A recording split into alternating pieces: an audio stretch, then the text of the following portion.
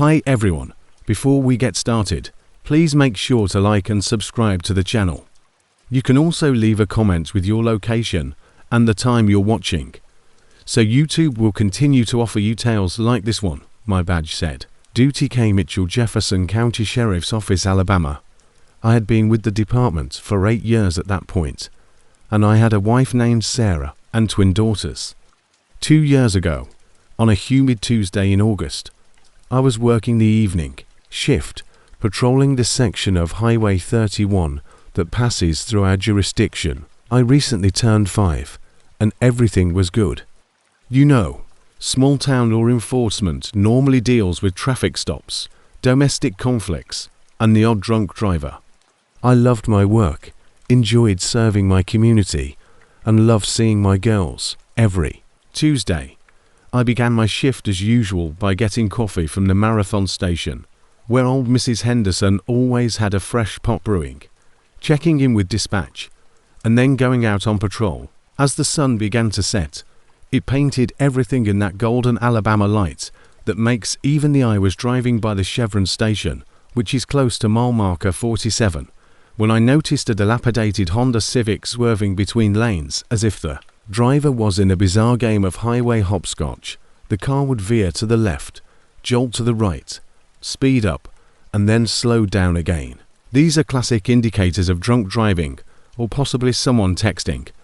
I turned on my lights and activated the siren, expecting the standard procedure to pull them over, check for signs of intoxication, and possibly issue a ticket. The Civic responded slowly, driving for another quarter mile before finally pulling into the Chevron parking lot. I recall thinking it was strange that they stopped there rather than on the shoulder. I radioed dispatch with my location and license plate number, as is customary, but I thought perhaps they wanted to avoid the main road. The gas station was crowded with people filling up after work, kids rushing in for snacks while their parents pumped gas. So I walked up to the car with my hand resting on the driver's window was already sliding down as I approached, and I could see a young man, perhaps 19 or 20, behind the wheel with a faded crimson baseball cap pulled low.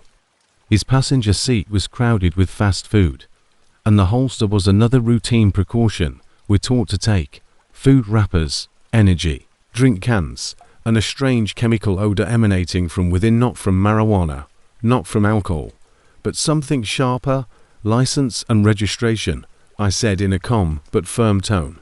The child's hands were clutching the steering wheel so tightly that his knuckles were white, and he continued to. I wasn't doing nothing wrong, he said, his voice cracking as he tried to get home while looking at his rearview mirror, then at me, and then back at the mirror. His movements were jerky and unnatural, as if he were struggling against his own muscles.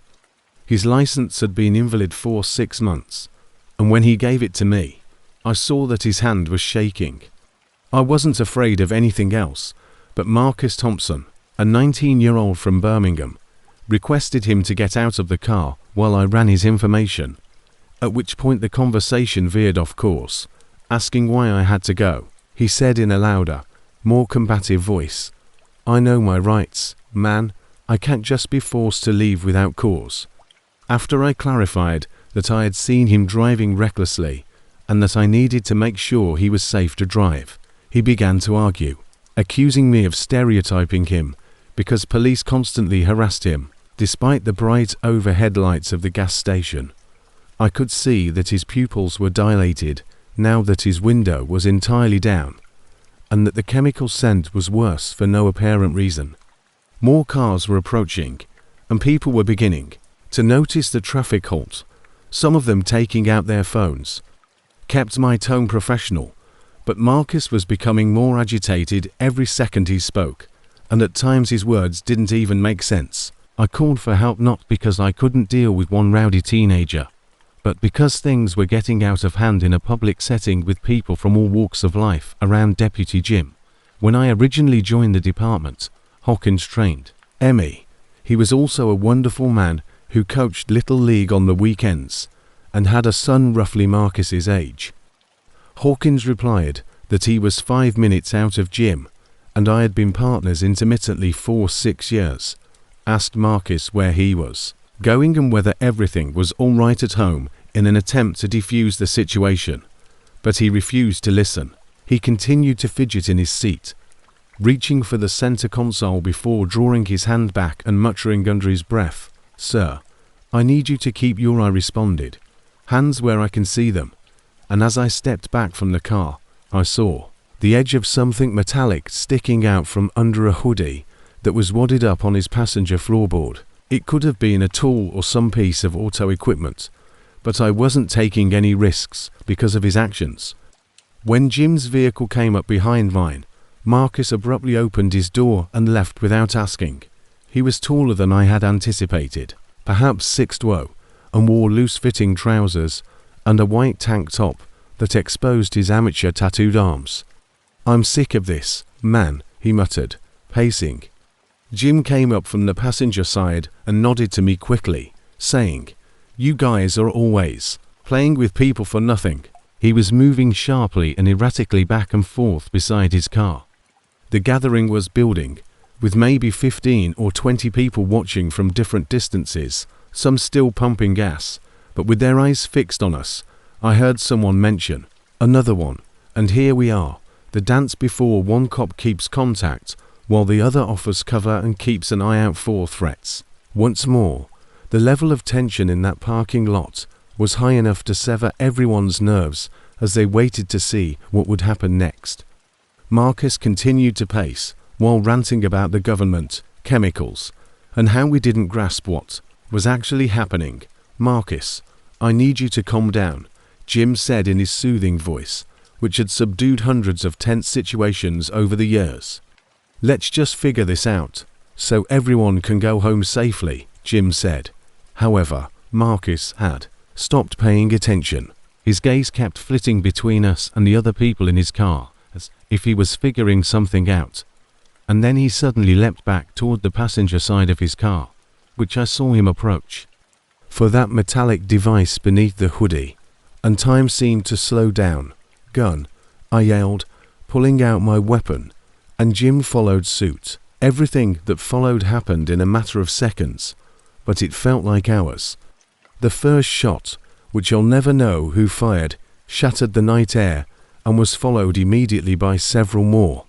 The sound was deafening, echoing off the gas station canopy and mingling with the screams of bystanders running for cover behind cars. Marcus flashed what appeared to be a chrome pistol as his arm swung toward us. And petrol pumps, the heat of a bullet passed so near to my left ear that I could hear the whistling of displaced air. My training kicked in, and I crouched behind the gas pumps to keep bystanders safe. While Jim positioned himself behind our vehicle, Marcus had ducked behind his open passenger door in the back of his car. Every now and again, he would pop up to fire wildly, shattering the windows of the gas station and causing the concrete to spark off. Drop the weapon. A woman was trapped between two gas pumps, frozen in fear, and I could see a family huddled inside a minivan 20 feet away. The smell of gunpowder, mixed with spilled gasoline, was so strong that I continued to yell, even though I knew he probably couldn't hear me over the gunfire and screaming. Jim was returning fire in controlled bursts from a hip pump in an attempt to keep Marcus pinned while lowering the risk to onlookers. I noticed him leaning out from behind the cruiser to gain a better view, and that's when Marcus fired 3 quick shots that caught Jim in the upper chest, just above his vest. Jim fell. As his weapon clattered on the pavement, I saw my mentor, friend, and teammate collapse to the ground, blood already accumulating beneath him.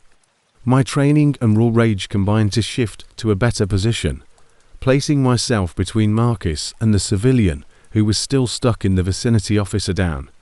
I yelled into my radio, barely able to hear the dispatcher's response over the confusion. More sirens were coming, but they appeared to be so far away that Marcus had stopped shooting. There were no more wild shots, and I was unable to see him from where I was. Every second seemed to drag on forever as I attempted to. Jim wasn't moving. Bystanders were still in danger, and I couldn't tell if Marcus was reloading, repositioning, or preparing something worse. The chemical stench coming from his car was getting stronger, and it was now making my eyes water. I took the chance of taking a short look around the bumper and saw him crawling. With the gun still in his hand, I made the most difficult decision of my career as he approached the front of his car. With Jim down and civilians in danger, I couldn't wait for help, so I fired, hitting center mass 3 times as Marcus attempted to. He dropped the chrome pistol as he raised it again, and it skittered across the oil-stained concrete. The silence that followed was almost worse than the gunfire, with only the distant sirens and the hum of the gas station lights and my own labored breathing. I kept my weapon trained on Marcus as I walked toward Jim, kicking. Jim's eyes were open but unfocused, and blood was dripping through his uniform shirt. I pushed my hands on his wounds and yelled for aid to call an ambulance, even though I knew that units were already rushing our way. The suspect's gun was away from his still body. A lady in scrubs. The same thing I was seeing was that Jim, my 6-year partner, and the man who taught me everything about being a good cop, was gone. He had been planning his son's high when a nurse who had been filling up her car ran over despite the danger, dropping to her knees next to me to help with first aid. The gas station turned into a labyrinth of evidence markers, with each tiny yellow number signifying a bullet hole or shell, and the next few hours were a blur of flashing lights, crime scene tape, and questions from what seemed like every law enforcement agency in the state. The school graduation party had just ended the previous week. I sat in the back of an ambulance while paramedics examined me, discovering cuts from flying glass that I was unaware I had. Throughout the entire time, I kept playing back those moments in my head, wondering if I could have caused the nightmare. They took my weapon for the investigation as part of standard procedure. Done something different. Should I have waited for Jim before going to the car? Why didn't I notice the gun sooner? The worst part was seeing them load Jim's body into the coroner's van, knowing that I would have to confront his wife Lisa, son Tyler, and explain that I had allowed their hero to die. The nurse who attempted to Melissa, who was there to support me, held my hand until my captain arrived as I gave my first statement, crying uncontrollably. This is the part that still makes my stomach turn. Marcus Thompson survived the night my shots hit him, spending 3 weeks in the intensive care unit before being moved to the county jail. An inquiry showed that the chemical odor coming from his car was from the components used to make methamphetamine, and that he had been high when we met. His pistol was found to have been taken from a home invasion 2 counties away, but none of that was important to our town, which erupted in violence over the shooting, with half of the community hailing me as a hero for rescuing innocent people and stopping a dangerous criminal. The other half portrayed Marcus as a victim of police brutality, a disturbed child in need of assistance rather than bullets, and his family hired lawyers, and news briefings revealed the protests began within days, with people marching past the sheriff's office with signs featuring Jim's picture on one side. They claimed that we escalated the situation, claiming that trained officers should have been able to handle one teenager without anyone dying. The photos were from high school, when he had been on the honor roll before drugs took hold. The trial, which took place 18 months later, tore our community apart. I testified 4 hours about that night, reliving every moment under the defense attorney's cross-examination, and Marcus on the other hand, as if their deaths were somehow equal. Marcus, now clean, and not at all like the wild-eyed child from that night, sat silently in his wheelchair. My abs had damaged his spine, leaving him half paralyzed after being found guilty of. Jim's mother sobbed in the courtroom, his widow sat stone-faced Tyler next to her, his father's badge around his neck. He was charged with first-degree murder for Jim's death, attempted murder for shooting at me, and numerous drug offenses. The protests persisted even after the verdict. I eventually returned to work after picking sides like it was a football game rather than a tragedy that destroyed multiple families. But nothing was the same. Every traffic stop made my heart race, and every time I reached for my wallet or phone, I felt tense. I dreamed about Jim, sometimes saving him, and other times watching. Marcus's family filed a civil suit, which is still pending, alleging excessive force and seeking millions of dollars. The county did not have the gas station where the incident occurred closed, and 6 months later, no one wanted to fill up where blood had been spilled. Every day on patrol, I passed that empty lot, a tangible reminder of how 30 seconds of violence can reverberate through a town forever. Sarah says I've changed and am now quieter, and she's correct. Some nights I stand in my daughter's doorway, while they sleep, thinking about Tyler Hawkins. At 3:47 p.m., a call came through dispatch regarding Marcus Thompson's younger sister visiting him in prison, and how many lives may be destroyed in the time it takes to empty a magazine. He who would never see his father again. It was a Tuesday afternoon in early November. I had been a Buffalo patrol officer for almost 20 years, and welfare checks were common. Usually, neighbors were worried about older people who hadn't picked up their mail in a few days. The apartment was located on Elmwood Avenue, in a quiet suburban street where people knew each other's dogs by name and still kept their porch lights on for trick-or-treaters. I recall thinking it would be a quick check to see if anyone had fallen and couldn't be reached by phone, get them some help, and return to patrol in an hour. I was completely mistaken when I arrived at 1847 Elmwood. From the exterior, it appeared to be a typical two-story colonial home with forest green shutters and pale yellow siding. The lawn was covered in tidy leaves, rad into neat stacks along the sidewalk. A man in his early 30s answered the door before I could knock, presumably observing from the window. He identified himself as Nathan Holloway, who was dressed in khakis and a Cablec knit sweater, looking as though he had just stepped out of a J. Crew catalogue. His friendly smile, which is typical of real estate brokers, invited me in right away, which ought to have been my first big caution indication, because most people are anxious when police officers arrive, even for welfare checks. But Interior Nathan clarified that his old Uncle Walter lived with him in the basement flat. The neighbor who had called was sterile, and the air smelled strongly of pine saw and something other beneath a metallic aroma that I couldn't quite place. Concerned because Walter would often take his beagle for a daily stroll at 7 a.m. Nathan grinned while stroking his immaculately combed brown hair. Yet no one had seen him in nearly 2 weeks. He said that Uncle Walter had been feeling ill lately, but nothing serious, just keeping to himself. He volunteered to take me downstairs to see how he was doing, and I followed him through the kitchen to a door next to the pantry, where I noticed the padlock. It wasn't a little lock.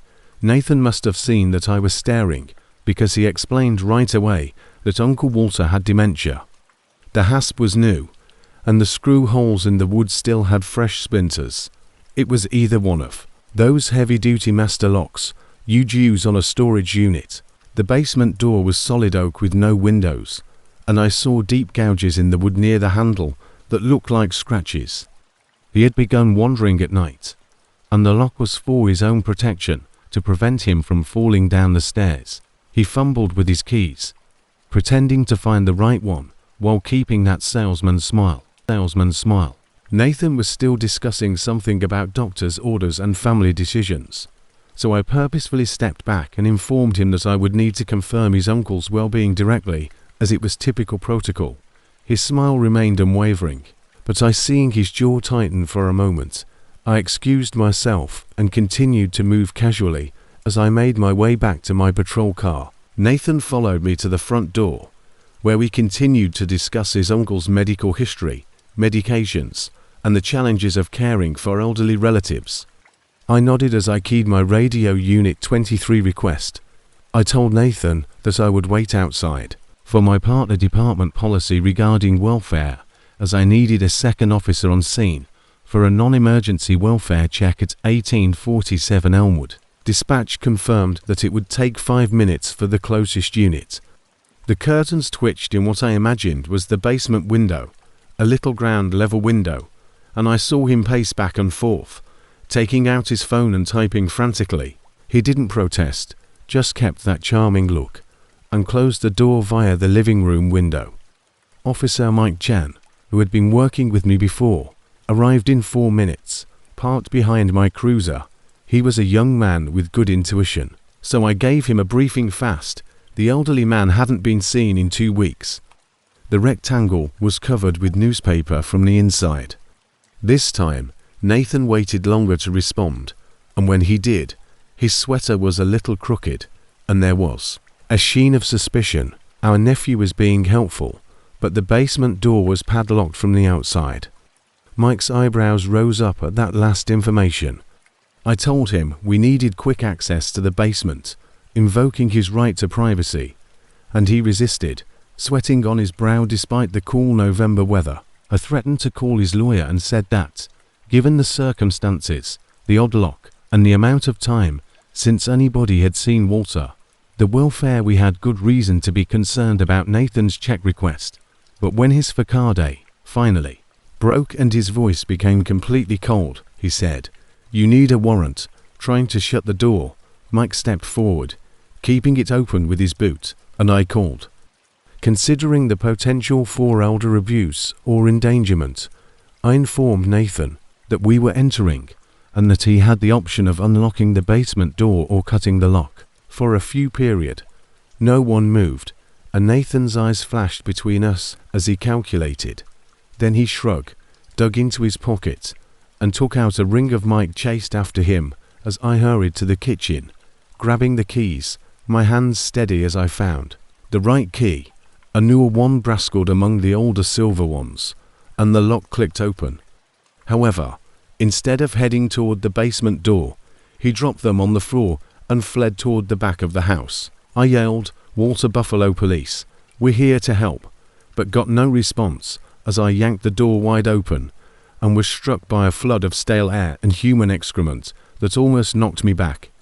At first, I was unable to comprehend what I was seeing because the basement was poorly lit by a single bulb hanging from the ceiling, creating harsh shadows across the concrete walls. The wooden stairs creaked under my weight as I descended, one hand on my radio, the other hovering near my service weapon, into areas with plastic sheeting, like a temporary construction site. I saw a man in his 40s, not an old man, zip-tied to a metal folding chair. His eyes were wild and begging when they met mine. His clothes were filthy, and I could see infected sores on his wrists where the plastic. I hurried forward, telling him that he was safe now that help was coming, while using my radio to call for an ambulance and additional units. The man was trying to speak through the tape, making urgent muffled sounds and jerking his head toward the tape. Tie cuts had been made into his skin, but this wasn't Walter. It was someone else entirely. The man in the chair was shaking his head frantically, his eyes wide with fear, and he was looking past me when I heard Mike shout from upstairs, followed by a crash. I had to decide whether to help the victim or support my partner. I turned, just in time to see Nathan charge down the stairs with what appeared to be a crowbar, but he must have circled back. As he swung the metal bar toward my head through another entrance, it caught the overhead light. I ducked, feeling the air whoosh past my ear, and the crowbar smashed into the concrete wall with a clang that echoed through the basement. Nathan's face was completely changed, and any pretense of the I grabbed my firearm and ordered him to drop the crowbar, but he was uncontrollable and swung again.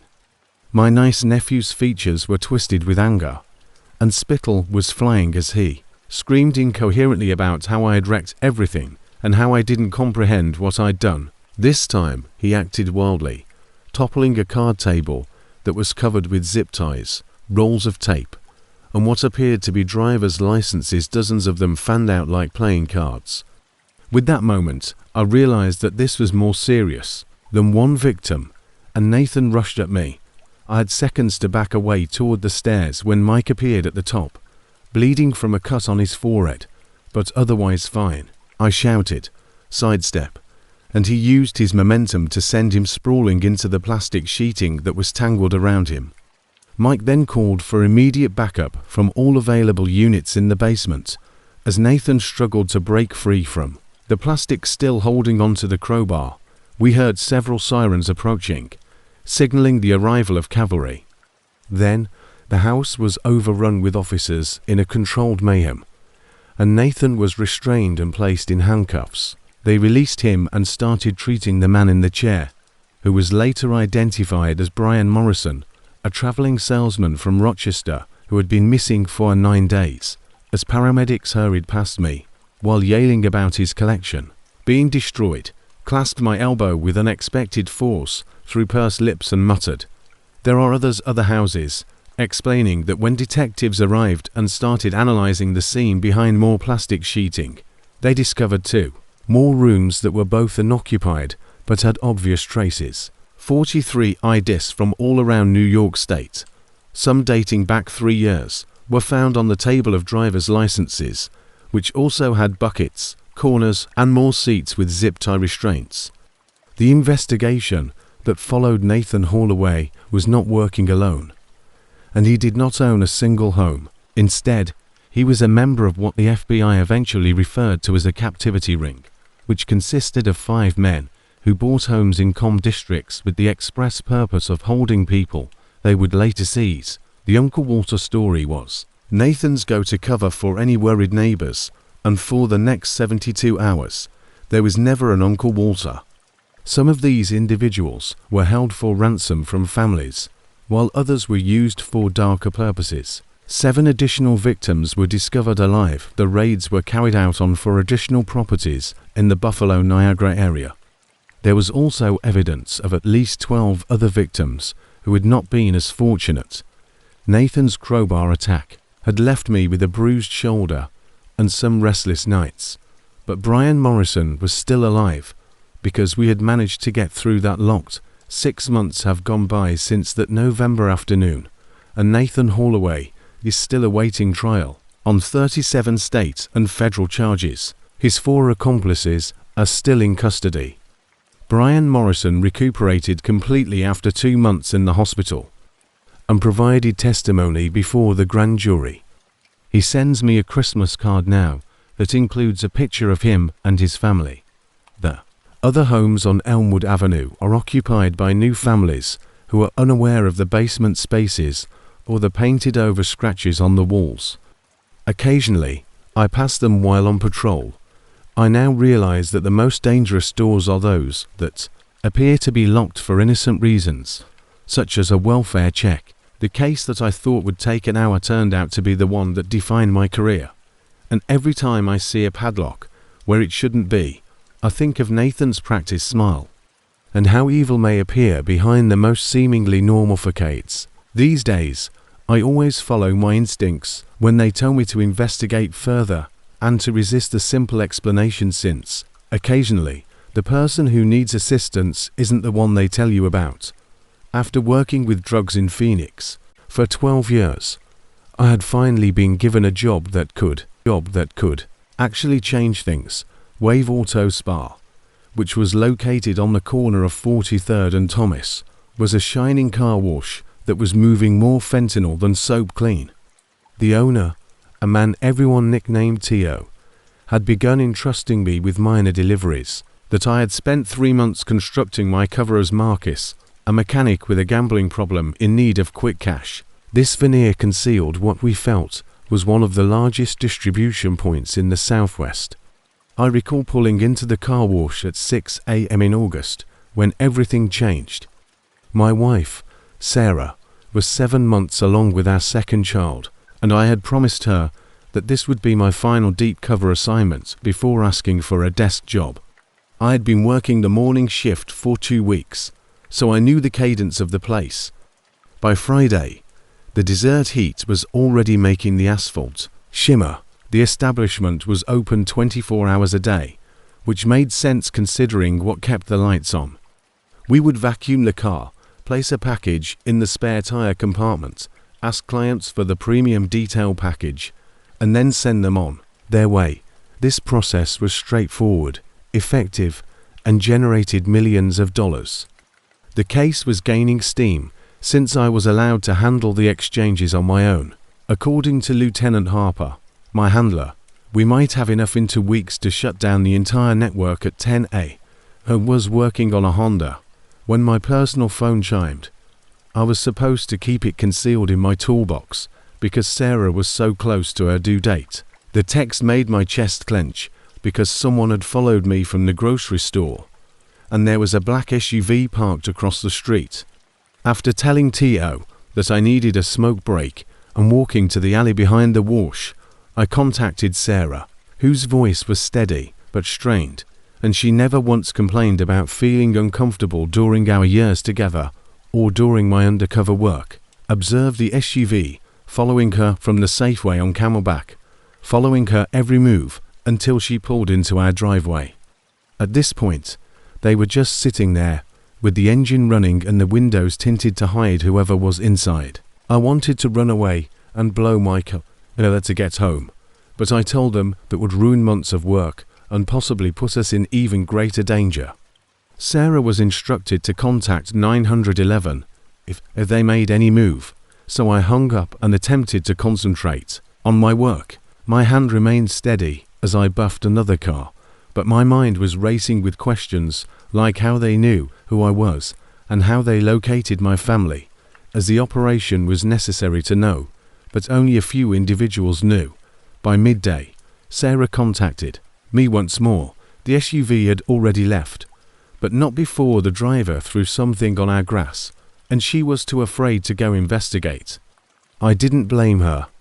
I told T.O. that I had food poisoning and left early.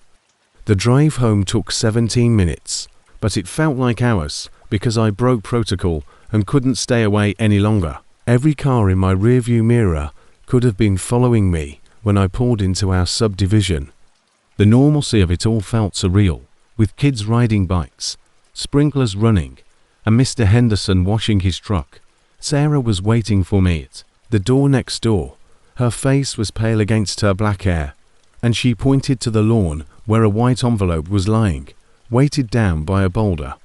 I took it and ushered her inside, where the paper was plain printer stock at first, but the message struck me like a sledgehammer. Every recess at Sunrise Elementary, where Emma goes, Mrs. Garcia's second grade class pauses by the monkey bars with a purple bag adorned with unicorns.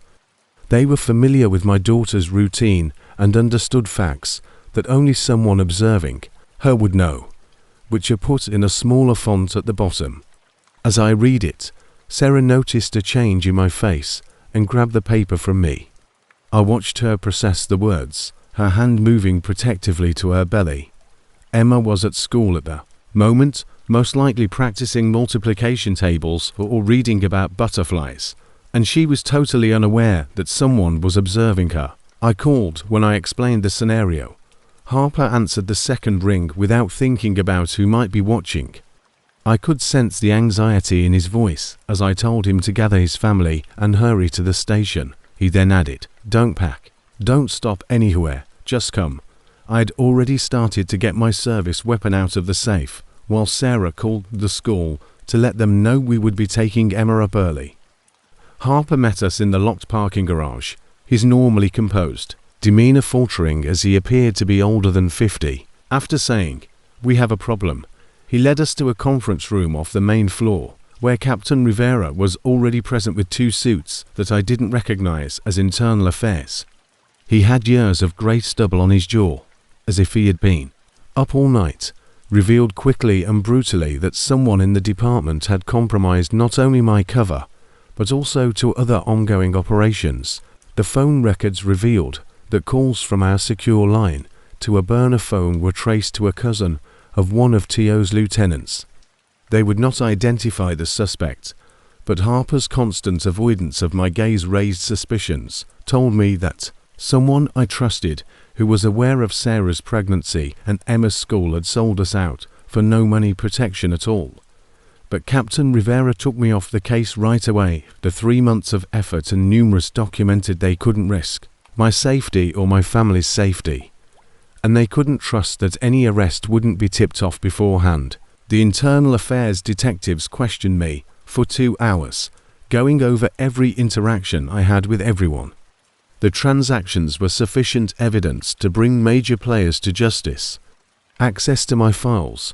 Did I notice anything out of the ordinary? and had anybody recently inquired about my family. The inquiries felt like accusations, with Sarah sitting next to me and Emma peacefully colouring in her lap, since someone wearing a badge had determined that our current existence was worth less than what they had been paid. We spent that night in a department safe house in a beige outfit, while strangers made decisions about our future. They offered US witness protection, temporary relocation, and a completely new life. Sarah tried to explain it as an adventure, but kids are smart, so Emma knew something was wrong. I sat by the window and watched the parking lot. The apartment smelled like old carpet and disappointment. Emma couldn't understand why we couldn't go home. Every headlight on the table next to me made me tense. At approximately midnight, Harper called to report that they had issued emergency warrants on the car wash in an attempt to salvage something from the Enterprise. They discovered that the storage areas were empty and had been cleared up. T.O. and his team had disappeared. The leak had given them months of warning, and the risk to my family was all for nothing. The worst part was knowing that the person who did this was most likely at home, counting their money, while my pregnant wife attempted to sleep on a stranger's couch while the leak investigation was underway. Internal Affairs conducted months-long interviews with all those with access to the operation files, polygraphed half of them, and retrieved phone records dating back years. They discovered suspicious deposits into offshore accounts, but were unable to establish a direct connection between them and any individual. The union lawyers then became involved in order to protect members from witch hunts. I was transferred to a desk position in property crimes, where the most dangerous thing was a paper cut, while Sarah gave birth to our son Michael. In 2 years went by before I found out the truth. Emma started at a new school with strict pickup procedures and panic buttons for her teachers. We moved to a different neighborhood and told neighbors we'd moved for my new job with an insurance company. I had to show my badge just to enter the delivery room at the hospital across town. Truth, and it came from the last place I expected. Harper had quietly retired for medical reasons, they said, but he appeared healthy enough when I saw him at the grocery store. At first, he avoided me, feigning to study the produce, but guilt has a way of tearing people apart. He eventually found me in the cereal aisle. "Emma, I need to tell you something," he began, hardly raising his voice above a whisper, about what happened with the car wash operation. As Michael slept in the car comparing boxes, I felt Sarah tense next to me, her protective instincts blazing, and Harper appeared smaller than I. He told us about his daughter's experience with drugs while in college, how the debt had gotten out of control, and how the wrong people had threatened her, knew her class schedule, and had pictures of her at her apartment. He swore he had only given them information about shipment interdictions at first, helping them avoid specific routes, but they persisted in demanding more information until the day they asked for specifics about ongoing undercover operations. He claimed he resisted and looked for an alternative, but they showed him a video of his daughter at a coffee shop, unaware that someone was sitting 3 feet away with a gun in their jacket, so he gave them my name alone.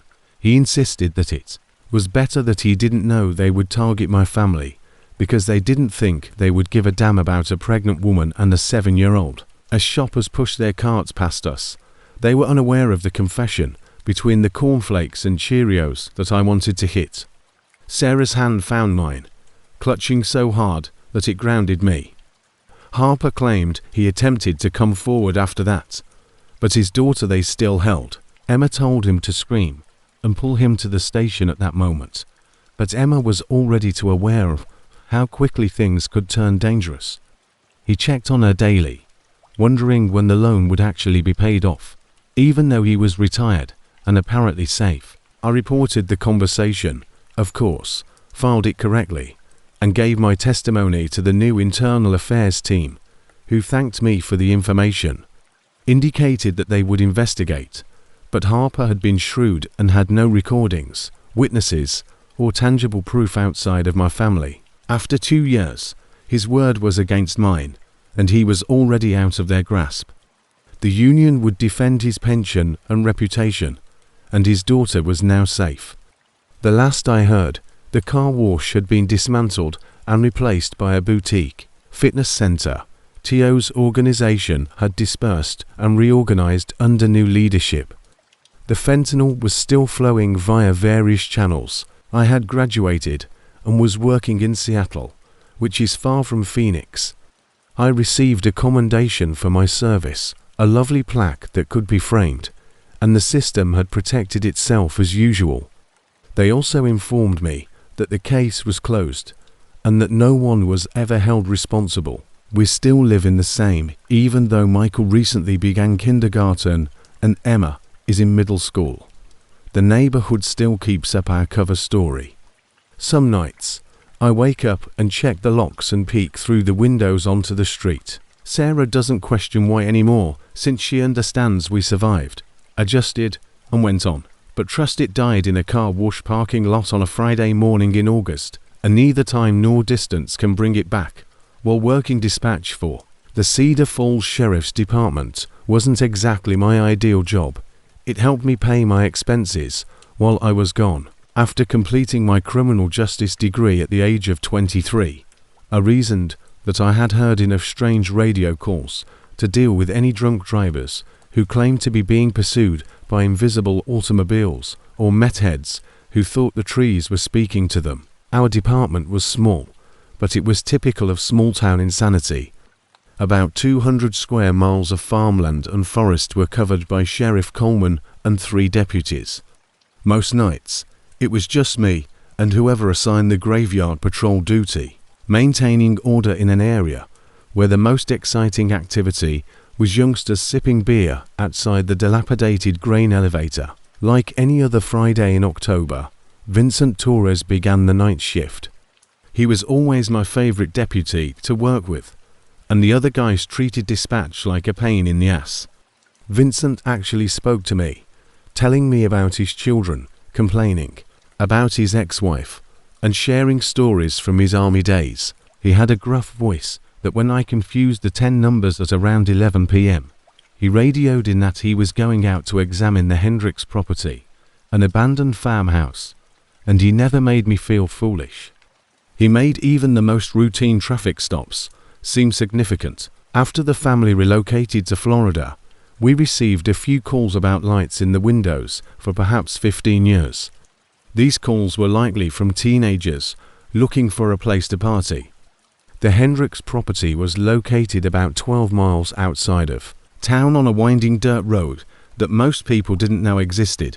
The house itself was a 2-story Victorian that had been beautiful once, when old man Ricks reared cattle and produced corn, but years of neglect had made it resemble like something from a horror movie, with broken shutters hanging at strange angles, peeling paint, and a front porch that sagged behind the house like a scowl. A huge red barn stood next to the house, and for some reason, it looked even more ominous than the house itself. Its doors were hanging open like a mouth, and its roof was partially collapsed. Vincent used to joke that the place gave him the creeps, but he took his work seriously and never grumbled about having to patrol the more isolated areas. At 11:47 p.m., the radio crackled. I was counting down the hours until my shift finished when Vincent's voice came through clearly and professionally. "This is Unit 7, and I'm getting close to the Ricks property." He indicated it was probably just animals or kids playing about. His voice sounded normal, maybe a little fatigued, but nothing that would make me reconsider letting him handle it alone. It now appears that there is some sort of disturbance in the barn area. I recognized it and asked if he wanted backup, since Mrs. Patterson's cat getting stuck in a tree was typically the biggest emergency in Cedar Falls. Sending a deputy to investigate strange noises at an abandoned farm seemed entirely reasonable. 20 minutes went by without Vincent saying anything more, which wasn't unusual as he was likely just strolling around. The radio suddenly came alive with a signal that made my skin crawl. "There's someone in the barn. Can you run a check on weight?" He was using his flashlight to check the windows and doors on the property, but his voice had altered totally, It sounded tight and strained. It seemed as though he was attempting to remain silent, while also trying to comprehend what he was seeing. I requested for clarification right away, but all I got was silence. About 30 seconds later, Vincent's voice returned, barely above a whisper, saying, "There's a man in there." But he's not. The next signal came over so softly that I had to turn up the volume all the way. "Dispatch, I need you." Vincent was moving as if his joints were all wrong, and I felt my pulse rate rise as I reached for the phone to call Sheriff Coleman. However, he kept talking, his words becoming more rapid and frantic. I frantically searched our database to see who had lived here before the Ricks family. But Vincent kept talking. He was standing in the center of the barn, staring at the wall, wearing clothing that looked like it might have been from the 1940s or 1950s. The problem was that I could see right through him to the broken boards behind him. I found the property records, and his voice became increasingly agitated. He turned to face me, and his face, Jesus Christ, was completely collapsed on one side, as if someone had used a sledgehammer. But he was smiling at me with the half that was still there and raising his hand as if he wanted me to approach. I learned that Edgar Pute had lived on the property in the 1940s, before he mysteriously vanished one winter night. His body was never found, but neighbors claimed to have seen him walking toward the barn the last time anyone saw him alive. When I attempted to radio Vincent this information, all a static was heard.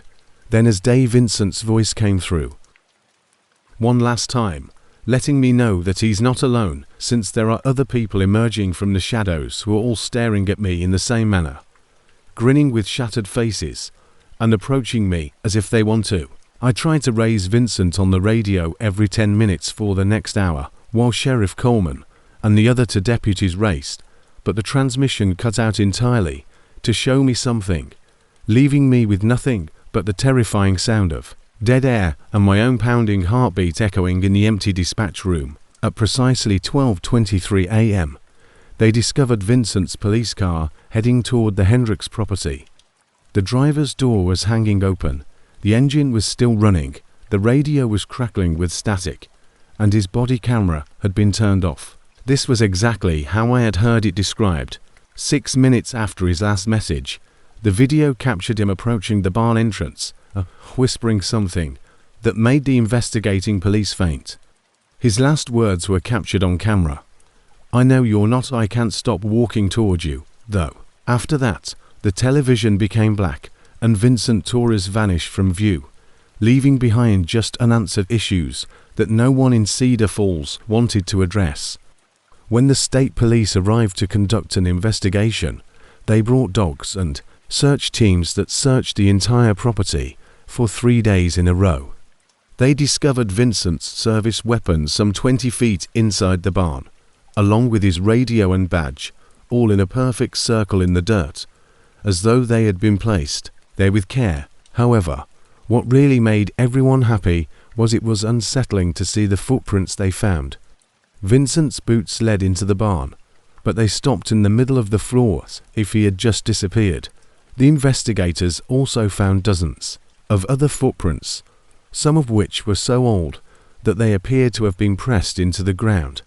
Sheriff Coleman attempted to keep the details private, but when the forensics team compared the prints to missing person cases from the 1940s, they discovered links to disappearances involving all of the individuals who had last been seen close to the Hendricks property. As rumor always does in small towns, it began to spread across the town, and people began telling one other stories about the Hendricks farm that went back decades. These stories included workers who had vanished during harvest season, drifters who had requested shelter but were never seen again, and even children who dared to spend the night there and had returned altered, if they returned at all. The elderly residents recalled Edgar Pute's disappearance and mumbled about other people who had gone missing close to that barn over the years. Mrs. Henderson, who lived closest to the property, acknowledged that she had been hearing voices coming from the direction of the "I quit my job at the sheriff's department and moved to Phoenix to finish my degree because I couldn't stand hearing Vincent's voice every time I closed my eyes or the way the radio would occasionally pick up strange sounds. The barn on quiet nights, for as long as she could remember, always sounded like they were calling for help. Late night transmissions that sounded like they were coming from underground, or voices begging for help to find them, were heard. Sheriff Coleman retired early, and the department was incorporated into the county system. They posted no trespassing signs and blocked off the dirt road that led to the Hendricks property, but it didn't stop them. The sporadic reports of lights passing through the barn at night, or the distant idling of many patrol vehicle engines. The last time I heard, the barn had been demolished when a team of paranormal investigators vanished there in 2019. Yet 5 years later, folks are still claimed to have seen Vincent's patrol car parked on rural roads late at night, with the driver's door open and the radio crackling with frantic calls for assistance that never come through. I moved to a city so that I wouldn't have to worry about missing deputies or abandoned farmhouses, but occasionally I still wake up in the middle of the night and swear I can hear Vincent's voice coming through a non-existent radio, alerting me to the fact that the man with the broken face is still waiting in that barn, smiling and pleading with people to approach so he won't have to be alone any longer. I've been working nights at the Millfield Police Department for about 8 years, and to be honest, most shifts blend together. I assumed that I was Officer Patricia Webb, who had been with the force since I graduated from the academy, and the foggy routine of paperwork, coffee that tastes like motor oil, and the occasional drunk driver in May 2022 was no different. In order to help my mum with her medical bills, I was working graveyard shifts because they paid a little extra. Our town's precinct isn't particularly busy. Instead, it's a place where everyone knows one another, and where the biggest crime spree would be teenagers toilet papering. Most evenings, I would wait for my shift to end at 6 a.m. at the high school by reading case files or reviewing reports. The building itself it was around 2:30 a.m. in an old brick building from the 1960s with unreliable heating that leaves you either shivering or sweating, depending on the season, and fluorescent lights that buzz non-stop. Patricia discovered a woman strolling along Route 45 at around 3 o'clock on a Wednesday, when Officer Martinez from the Highway Patrol called to bring someone in. He sounded exhausted, just like everyone else does during those quiet hours, when your body wants to sleep but you're forcing yourself to stay attentive. She's drunk, unintelligible, and keeps requesting a female officer. I recall assuming it was just another DUI case, perhaps involving someone whose car broke down after a night of drinking or a domestic issue that required her to leave the house. Martinez had dealt with many of those cases over the years. Our precinct has a policy regarding female detainees, so if I prepared the necessary paperwork, made sure the cell was clean, and made a fresh pot of coffee, the woman would likely sleep it off in the holding cell and call someone in the morning. Whenever possible, a female officer handles the intake and questioning. When Martinez walked her through the front door, I knew right away that this was not going to be a typical case, especially if the person requests it. The woman appeared to be in her mid-40s, with shoulder-length auburn hair that was disheveled and drenched in perspiration, despite the cool night air. She was wearing an expensive-looking dress with a floral print, was smudged with makeup, leaving dark lines down her cheeks, and it was wrinkled and discolored as if she had worn it 4 days. However, what really caught my attention were her eyes, which were a pale green hue that was almost translucent, and they darted as though she was seeing things that weren't there. She kept putting her arms around herself, rocking back and forth a little, and making these gentle whimpering noises that made me think of a wounded animal. At one point, Martinez gave me her purse, a designer bag that only had some cash, breath mints, and he whispered to me that she wouldn't stop crying.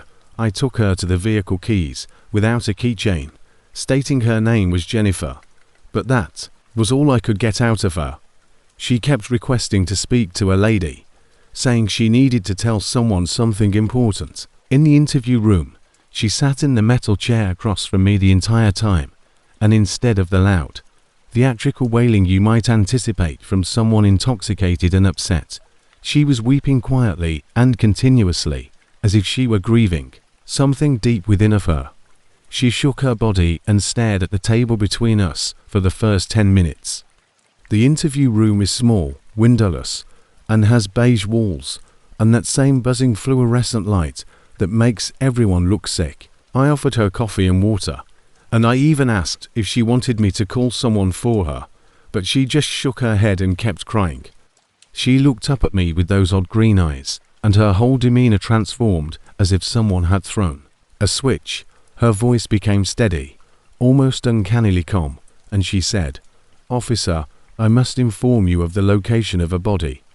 The way she leaned in and said it was so nonchalant and matter-of-fact that I briefly believed I had misheard her. Thinking about it still makes me shiver a little, her voice becoming almost robotic, if she were reading from a script she had committed to memory. "Take Highway 9 north for precisely 12.7 miles, till you get at the turn left onto the dirt road directly across from the station. Drive precisely 800 feet until you see a dead oak tree with a thick canopy, the old Sinclair gas station, which has been abandoned since 2003, has a rusted sign hanging crookedly." She paused, tilting her head as if she was listening to something only she could hear. "Branch that bends down toward the ground like an arthritic finger." The specificity was unnerving. These weren't incoherent instructions given by someone intoxicated.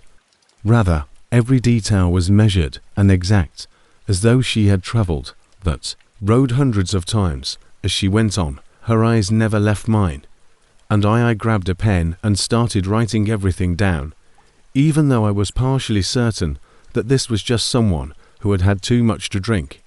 However, something about her tone and the unwavering confidence in her voice convinced me to keep writing. "Walk 43 steps northeast from. You'll arrive at a small clearing where the grass grows in a perfect circle, and it's greener there than anywhere else. Like the soil underneath is richer," she said without faltering. She briefly closed her eyes, as though she was imagining the scene, then opened them and looked straight at me.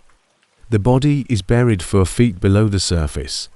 The individual was dressed in dark pants and a red flannel shirt, down draped in a blue tarp with yellow rope knotted in sailor's knots. The degree of detail was astounding, and there was a silver wedding ring on the left hand and a tiny scar above the right eyebrow that resembled a crescent moon.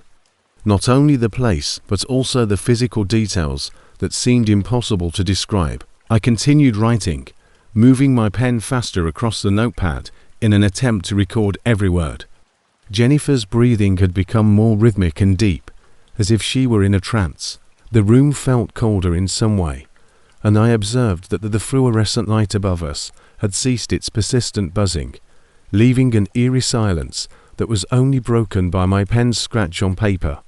Then, as suddenly as she had begun, Jennifer blinked multiple times, seemingly waking from a deep sleep, and she looked around the room in genuine bewilderment, as if she couldn't recall how when she arrived and saw me seated across from her with my notepad full of instructions, her face changed to one of utter confusion. "What did I just say?" she said. She shook her head violently and pressed her fingers against her temples as I began to give aloud her specific instructions. "I don't know what that means," she mumbled. "I was just reliving something." Her voice was small and fearful again, nothing like the confident tone she'd used minutes earlier. She gazed at me with those pale green eyes, now filled with panic instead of the odd calmness from before. "Please don't make me talk. Sometimes I see things, feel things that aren't mine, and I'm not sure whose memories they are, but they come to me as though I lived them myself, about it anymore, and it scares me when it happens." She closed her mouth and crossed her arms over her chest, and no matter what I asked or said, she refused to say another word. The remainder of my shift passed in this strange fog of uncertainty that I had processed Jennifer for. When her sister arrived to take her up in the morning, she was intoxicated in public. A normal-looking woman, Carol apologized profusely and stated that Jennifer had been dealing with alcohol and episodes since their father's death 6 months prior. Carol appeared truly sorry to say, when Jennifer drank, she occasionally experienced such vivid hallucinations or nightmares that she would make up intricate scenarios that, at the time, were genuine to her. Once, as they were leaving, Jennifer turned to face me, and I swear I saw recognition in her eyes, as if she remembered everything. I spent the morning driving home, thinking about the directions and the amazing specificity of every detail she had given me. I wanted to write it off as the fantasy of someone struggling with alcoholism and grief, but I couldn't get the way she had described that clearing out of my head. The fact that she had known exactly how many steps to take from the tree. When I got home, I sat at my kitchen table with a cup of coffee and that notepad, reading over everything I'd written for 3 days. I tried to ignore it, telling myself it would be a waste of time and resources to follow up on the intoxicated woman's rambling about having some sort of breakdown. But every time I had a minute of peace, those instructions would resurface in my mind, and I would find myself visualizing the dead oak tree and the abandoned gas station. On Saturday, during our briefing, I finally brought it up to Sergeant Bennett, trying to sound casual, with its bent branch, that beautiful circle of exceptionally green grass. Hey, we had this woman the other night who was providing some very detailed directions to Bennett. Asked me to explain that there was a body buried off Highway 9, and I did so, reading him Jennifer's instructions word for word. He listened without interjecting, and after I was done, he was silent for a while before saying, "Finally, that's pretty detailed for someone who was supposedly drunk and hallucinating. Do you think there's any?" The question lingered between us, and I realized that I had been wondering the same thing in the back of my mind. We both knew that our department handled maybe 1 or 2 murder cases a year, and the majority of those were domestic cases where we knew who did it within hours. Bennett decided we should at least drive out and take a break. The trip to Highway 9 was silent, and both of us lightly wondered if we were going to waste our afternoon investigating the case. To put the matter to rest, he sent Officer Stevens to accompany me. Stevens had been with the police for 15 years and had an excellent eye for details. The rusting Sinclair station was precisely as Jennifer had described it when we arrived at the 12.7-mile mark. Notwithstanding the inebriated woman's illusions, the first part of her directions had been spot on, so we turned onto the dirt road. The sign was hanging at an angle, swaying slightly in the breeze, and directly across from it was a narrow dirt road that appeared to have been abandoned for years. As Stevens and I looked at each other, and I could tell he was thinking the same thing. Road, and I kept a close eye on the odometer. At precisely 800 feet, we arrived at a clearing with a huge dead oak tree. Its thick branches made a startling resemblance to Jennifer's depiction of an arthritic finger curving downward. Despite the fact that we were obviously alone, Stevens and I felt a strange tingling sensation at the base of our necks, as if someone was observing us. We exited the patrol car and proceeded northeast from the tree, carefully counting our steps. At step 43, we entered a tiny clearing that brought us to a complete halt.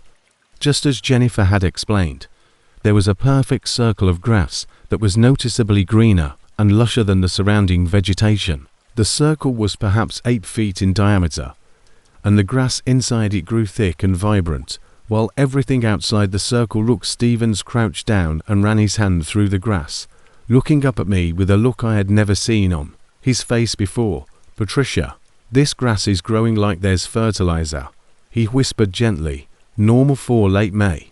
A little dry, a little yellow from the heat.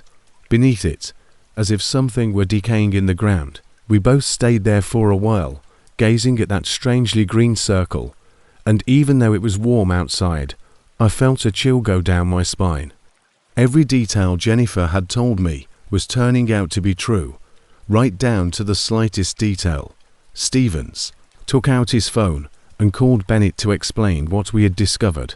Within an hour, 3 more units were on the scene, and Bennett had gotten in touch with the county sheriff's office to ask for help cadaver dogs. The wait for the dogs seemed endless, so we fenced off the area and took pictures to record everything, exactly as we had found it. Bennett arrived with the county's Detective Hayes, a lady who had worked scores of homicide cases and had this no-nonsense attitude that generally made me feel secure. But even she appeared uneasy about how precisely Jennifer had instructed us and how well they had guided us to this suspicious-looking area of land. As we waited, Hayes said, "I've never had someone walk into a police station and provide this level of detail about a possible crime scene. Usually, when someone confesses or gives information, there are gaps and discrepancies that don't exactly make together." But she pointed to the green circle, which might be the work of someone who was present when whatever happened, or something I watched as the state police, led by Officer Miller, worked the area with 2 German shepherds that were specifically trained for cadaver detecting. I am unable to explain why the dogs arrived at 4:00 p.m. at the precise center of that green circle. Both dogs began alerting within 5 minutes. The Miller gave us a gloomy expression and agreed, saying, "There's definitely human remains down there," adding that these dogs don't give false positives on something this obvious. When they discovered exactly what Jennifer had described, a man's body 4 feet below the surface, wrapped in a blue tarp and fastened with yellow rope tied in the characteristic sailor's knots, she had mentioned the excavation started the following morning, and I was there. Every single detail Jennifer had given during the interview confirmed that there was a little crescent-shaped scar above the right eyebrow when the medical examiner closely inspected the skull. He was most likely in his 40s, wearing black pants and a red flannel shirt. The silver wedding band was on his left hand. Bradley Forster, a local construction worker who had been reported missing by his wife 8 months prior, was identified as the victim.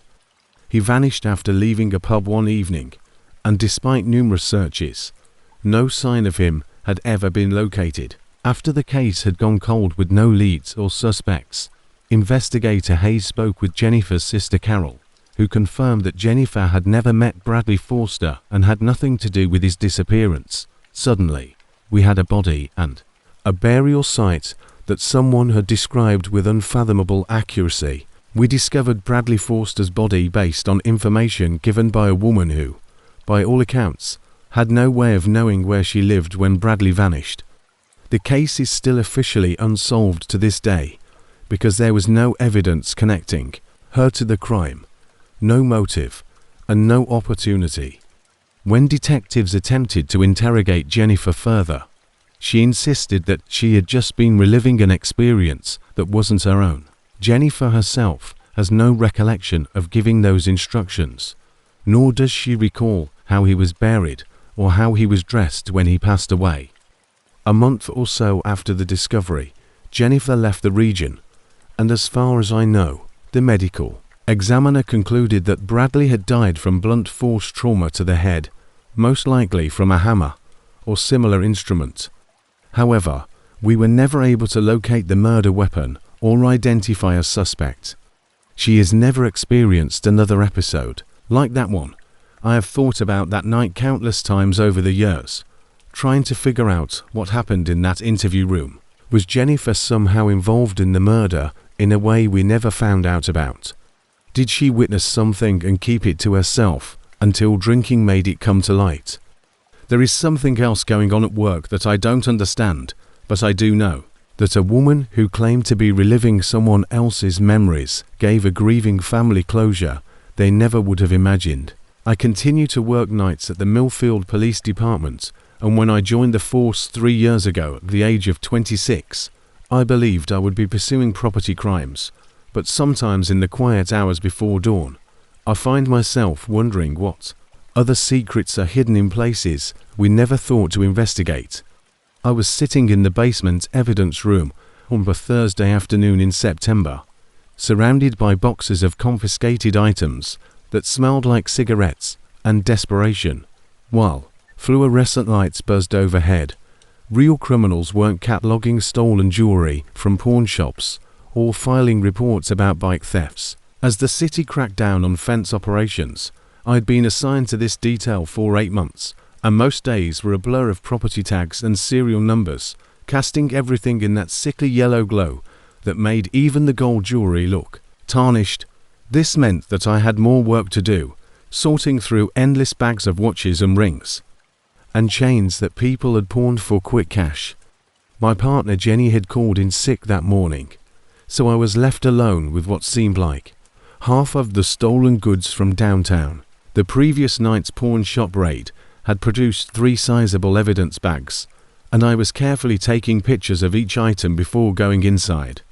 Over the course of several months, I devised a technique that involves taking a picture, weighing the item, checking for any identifying signs, and sealing it in its own baggie. The majority of the items were the typical items that individuals take during break-ins, such as inexpensive wedding bands and electronics. The repeating of a case number was mind-numbing, but it paid the bills and kept me occupied while I waited for anything better to come along. Sergeant Collins, my boss, had assured me that if I worked hard and stayed focused, I would be transferred to investigations by Christmas, so I was doing just that. That everything I believed I knew about closed cases would change when I picked up a delicate silver necklace. The necklace itself was nothing special, just a thin chain with a small pendant that had tiny flowers surrounding it and initials engraved on it in cursive script. The silver had that slightly tarnished appearance that comes from being, although the necklace was worn frequently and had a little scratch on the back, as if it had been thrown on concrete. Something about those initials made me stop. I had recently seen those letters in the files was going through, and the cases of the missing persons from the previous year had been included in my. I recall reading through them for hours on end during my training rotation in an attempt to comprehend how investigations were conducted for Catherine Monroe, a 28-year-old teacher who disappeared one September evening while traveling home from work. 3 months later, the case had gone cold with no leads and no body. Revived, I opened the computerized case file on my PC, my heart pounding as I read over the information. Catherine Monroe, blonde, brown-eyed, last seen with her initials on a silver necklace. The description was hazy, but the chronology made sense. The accompanying images showed a cheerful woman with gentle eyes posing in front of what appeared to be a classroom bulletin board. She had vanished 11 months ago, and pawn shops were known for keeping valuables only that long before putting them up for sale. Her roommate reported her missing, and she failed to return home from work at Lincoln Elementary. The investigating officer followed up with co-workers, checked her regular routes, and even obtained security footage from surrounding businesses. However, after 3 months without any pauses, the case was officially suspended pending new information. Sergeant Collins, a heavy-set man in his 50s who had seen every type of case imaginable, hardly looked up from his paperwork when I brought the necklace to his attention. His demeanor was the same as I detailed the possible connection, saying that it could be anyone's initials Rodriguez, using my last name, as he always did, to remind me of my position in the department hierarchy, he said. In addition to that, case being worked to death by Detective Whitaker, no relation, different spelling, and he's good at what he does. If there I was there, he would have discovered it. But I couldn't let it go that easily, because the coincidence felt too strong, and something in Catherine's case file photos kept bothering me. Collins waved his hand dismissively, telling me to concentrate on the work was really paid to do that night. Carried the case file home with me, which was against the rules, but not unusual for officers attempting to leave their mark. I laid the papers out on my kitchen table and carefully examined each page, the warm light of my desk lamp. Catherine had been a devoted educator who was well liked by her students. The night she vanished, she stayed until nearly 7 o'clock, which was normal for her because security cameras captured her leaving the school building. But she worked late most evenings marking papers or planning lessons, disappeared somewhere between there and her apartment 6 blocks away, There was a detail in the witness statements that really caught my attention. A school custodian reported seeing Catherine conversing with someone in the parking lot, but it was too dark to identify who it was. This information was discovered when I began comparing the pawn shop records.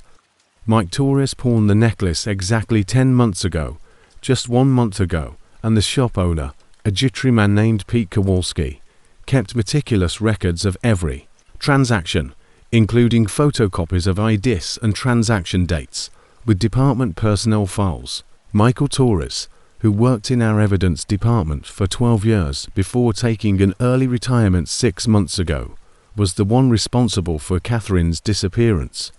At first, the name didn't sound familiar, but when I searched our employee database, I discovered a match that made my stomach turn.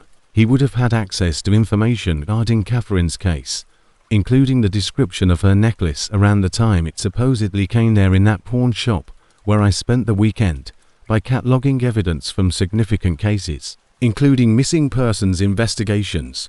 The timeline was too good to ignore. Torres lived alone in a modest home on Elm Street, about 15 minutes from the station. According to public records I looked up, he had never been married, had no children, and his personnel file was clean save for a few minor disciplinary actions for tardiness and sloppy paperwork. But what? He had been assigned to evidence intake during Catherine's investigation, which really caught my attention.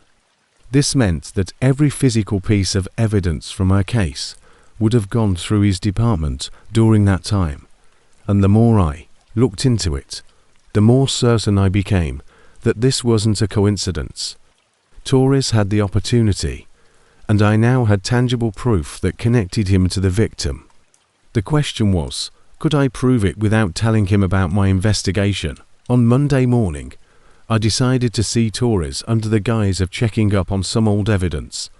Collins waved me off without much interest when I told him I was studying property intake protocols, which wasn't totally a lie.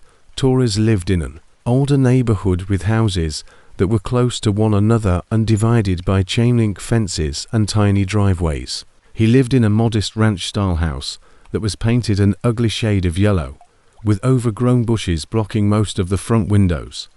The yard was messy, and newspapers were stacked on the front porch if he hadn't been getting his mail on a regular basis. It took me a few minutes to knock on the door before I heard footsteps coming. The man who answered was thin, pale, and had graying hair. His anxious eyes darted past me and toward the street before settling on my badge. Torres invited me inside with the forced politeness that people use when they're making an effort to seem normal. The living room was the wallpaper, which was dimly lit and cluttered with magazines and empty takeout containers, gave me the impression that I had been punched in the chest. It featured faded blue flowers on a cream background with an intricate pattern that I remember seeing in one of the crime scene photos from Catherine Monroe's case file. During a birthday celebration in her apartment, she had been standing in front of the same wallpaper just weeks before she vanished. The paper was so unique that it couldn't have happened by accident.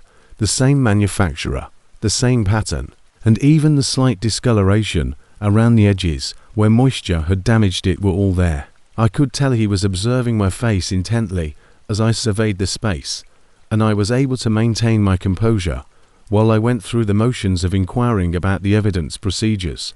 But my thoughts were racing because Catherine's apartment's wallpaper had been removed after her landlord had renovated it.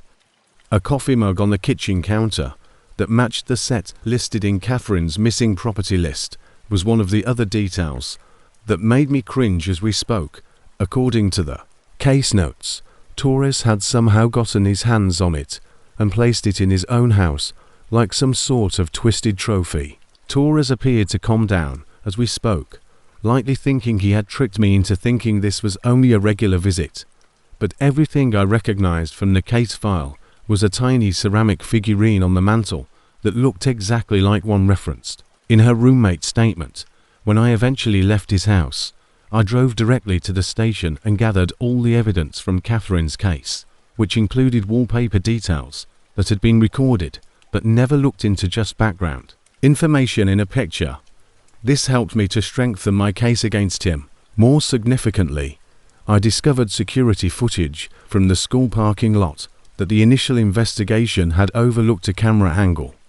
I spent hours comparing the crime scene photos to what I had seen in Torres' living room, something the original detective had mentioned but not followed up on. Torres' pickup truck was parked close by, and the timestamp indicated that he had been there during the window, but Catherine's automobile was still in the lot at 7:15 p.m. 3 days after she vanished. The arrest proceeded without incident. Torres didn't fight when we arrived with the warrant, and after realizing we had him in the bag, he confessed to everything. He had been obsessed with Catherine for months after she vanished, routine looking through her case file to find out more about her. The night she vanished, he had approached her in the parking lot and persuaded her to allow him to help load some boxes into her car. He then overpowered her and took her to his house, where he held her for 2 days before she passed away while attempting to flee. The necklace was supposed to be his last trophy, but he had pawned it out of panic when he needed money, not considering the paper trail.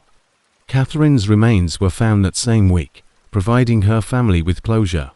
She was buried in the woods behind his property, and her belongings were gradually moved into his house over the next few weeks. They had been looking for Torres, who pleaded guilty to avoid the death penalty and was given a life sentence without the possibility of parole.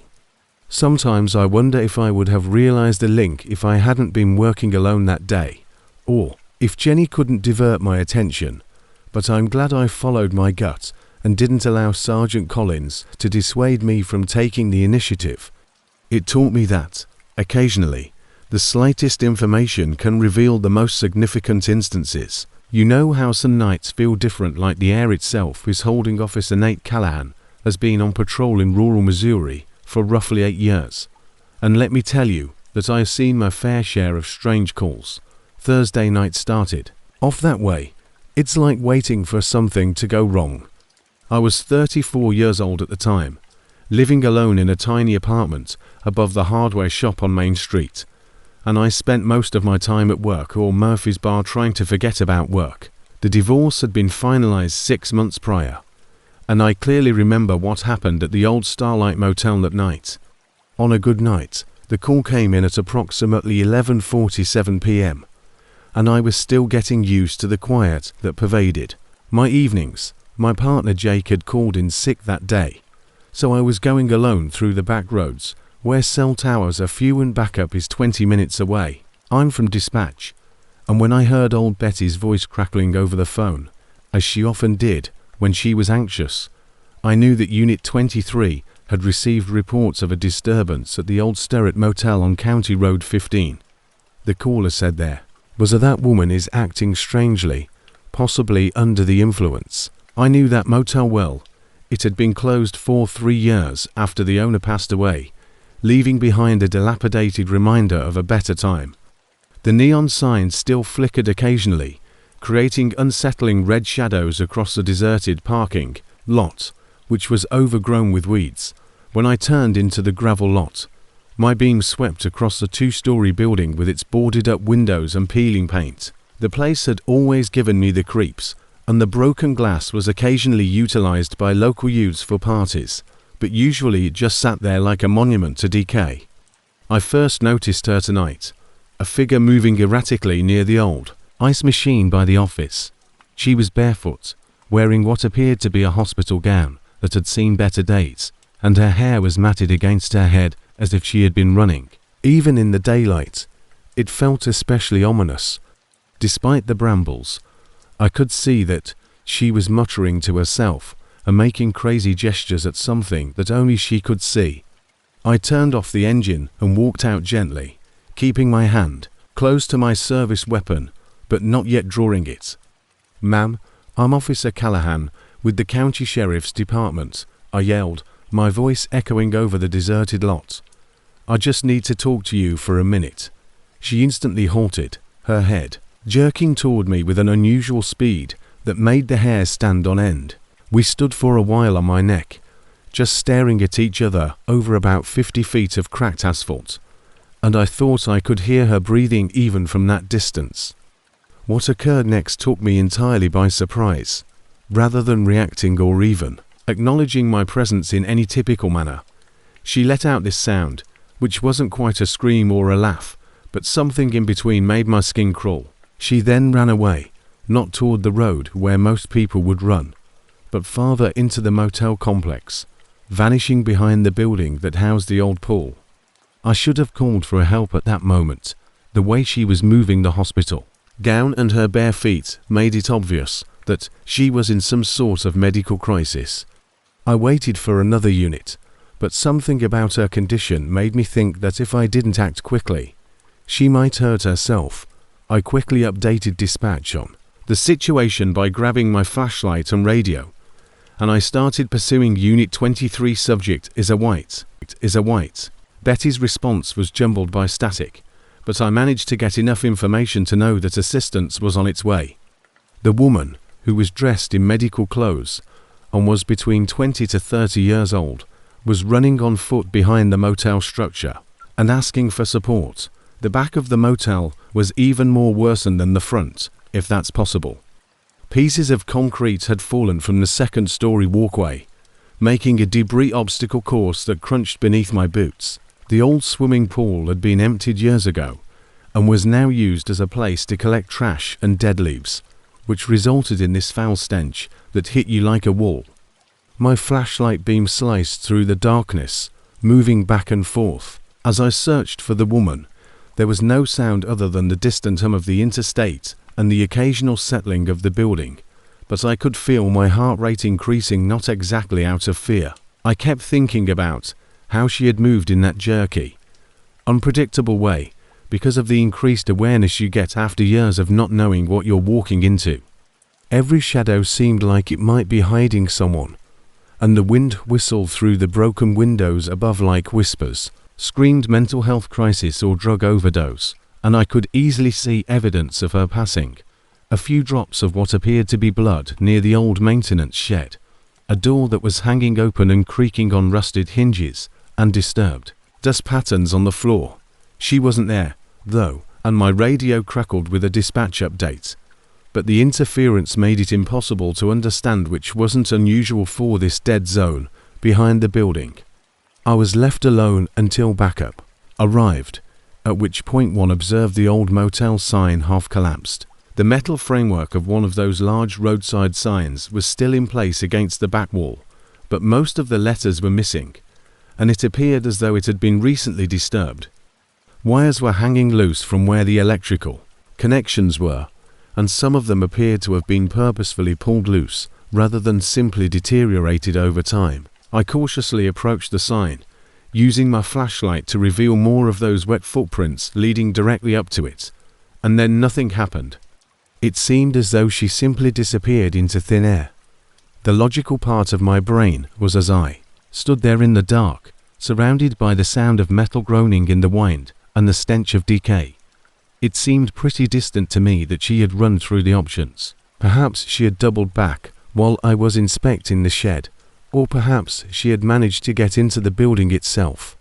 I heard a gentle scraping sound coming from somewhere above me, not the haphazard settling of an old building, but something intentional and rhythmic, like someone dragging something heavy across concrete. So I tilted my head back and ran my flashlight beam along the second search perimeter.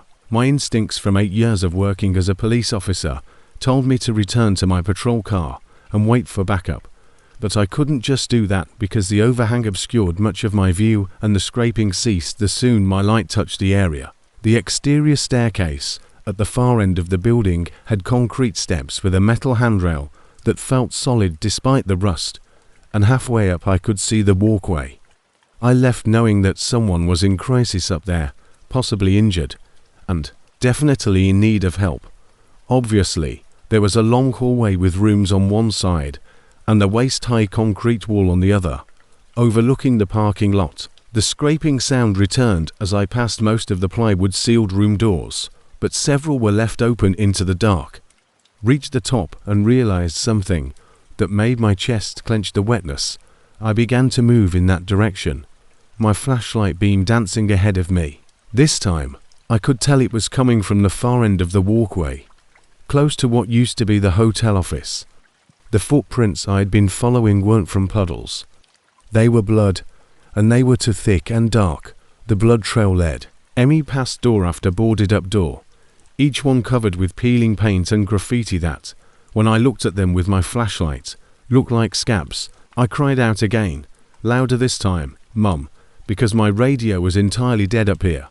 Just static and the occasional burst of nonsensical conversation, and the scraping stopped altogether about 20 feet from the end, leaving just the sound of my own breathing and the distant rumble of a truck on the interstate. The rest of the world seemed to have stopped breathing, but then I heard a wet, rhythmic sound that made every muscle in my body tense up, like someone chewing. "I'm here to help you. I can tell you're hurt, and I want to get you medical attention." With all of my tactical training I could recall, I drew my weapon, kept it low but ready, and walked toward the room on the left, where the door was hanging half off its hinges, exposing nothing but complete darkness beyond. The smell hit me first of the combination of rust, decay, and an unidentified substance made my stomach turn. As I approached, I noticed that someone had been working on something inside the room. The door frame had new tool marks, and the electrical wires from the sign were wound just inside the threshold like a snake poised to strike. "Sheriff's Department, I need you to come out with your hands visible," I said louder and more authoritatively once more. The wet chewing sound stopped instantly and was replaced by what sounded like whimpering or possibly sobbing. I turned on my flashlight's high beam and entered the doorway, sweeping the room from the left. The room was completely empty, save for rubble, and the woman was hidden behind an overturned dresser in the far corner. However, she was no longer alone, and what I saw there still gives me nightmares. Over the years, I've tried to remind myself that trauma can play tricks on you. Her hands were purple and swollen, and she was chewing on the insulation as if it were food, her teeth blackened from the rubber covering her hospital gown. I know what I saw, but memory makes things seem worse than they actually were. She appeared to have been clawing at herself, and her eyes were torn and covered in blood. But when my light struck her, they were lucid, not the glassy eyes of someone under the influence of drugs or experiencing a psychotic episode, and filled with a kind of desperate intelligence that frightened me more than anything else. Looked up at me and grinned, her black-stained teeth still hanging from her mouth. "Officer Callahan," she said in a perfectly composed and logical voice, "I've been waiting for you." I hadn't named her before, so I wasn't even sure how she knew who I was. She moved at human speed. I barely had time to raise my arm to block her as she wrapped the electrical wire around my throat, pulling with strength that shouldn't have been possible for someone her size. It beat into my neck instantly. One moment, she was huddled in the corner, and the next, she was lunging at me with a length of that wire stretched between her hands like a gar. My flashlight went spinning across the floor, creating wild shadows that made everything look like a horror movie. I could feel the wire tightening, and as I tried to get my fingers underneath it, I tasted blood. She was making this terrible keening sound, right? Cutting off my air supply as we crashed backward into the doorway. Like a wounded animal, she was in my ear, and I could smell the metallic smell of the wire insulation mixed with her own blood. My training took over, and I was able to hook my foot behind her leg, sending us both crushing to the ground with her on the bottom. The fall slightly relaxed her hold, allowing me to roll away and catch my breath, but she was already rushing to in the dim light from my flashlight on the floor. I could see more wires wrapped around her ankles, connecting to something in the room's corner that I had not previously noticed. It appeared as though she had been attempting to construct an electrical circuit, using herself as the conductor before approaching me. Her feet were still holding that makeshift weapon. Once more, this time swinging the wire like a whip, and, as I heard it whistle, just inches from my face, I pulled out my service weapon and retreated toward the doorway, dropping the wire to protect my voice from the strangulation attempt. On the ground now, but she continuously moved forward with that clear smile. When she elevated the wire, she repeatedly said my name as if it were a prayer or incantation. I was forced to fire twice center mass, just like we're, above her head, for what would have been the fatal blow. Trained, she dropped the wire from her hands to coil on the surface in a second. I kicked the dead snake off the concrete floor and sought for a pulse, but I knew she was gone, since my throat felt the bruise where the wire had sliced my neck was already beginning to appear, like if I had swallowed broken glass. It wasn't until the backup units showed up 20 minutes later that we were able to put together what had actually happened, and Sarah, her name, was Martinez, and she had spent 3 hours evading capture at Fulton State Hospital 6 months before. To my contact, she had been sent there following a total psychological collapse, but that the facility lacked adequate funding and staff, and she had just left during a shift change. The duty nurse who was meant to be observing her, but by the time they realized, they were occupied with another situation in another wing. She was gone. She had already walked 12 miles to the motel. The following day, an investigating detective discovered her medical records, which showed severe paranoid schizophrenia with violent to serious brain injury from a vehicle accident 2 years earlier had exacerbated her inclinations, and she had been hearing voices that informed her about certain individuals, which clarified how she was able to recognize my name long before my bullet did. The system had failed her, and I've had to live with it ever since.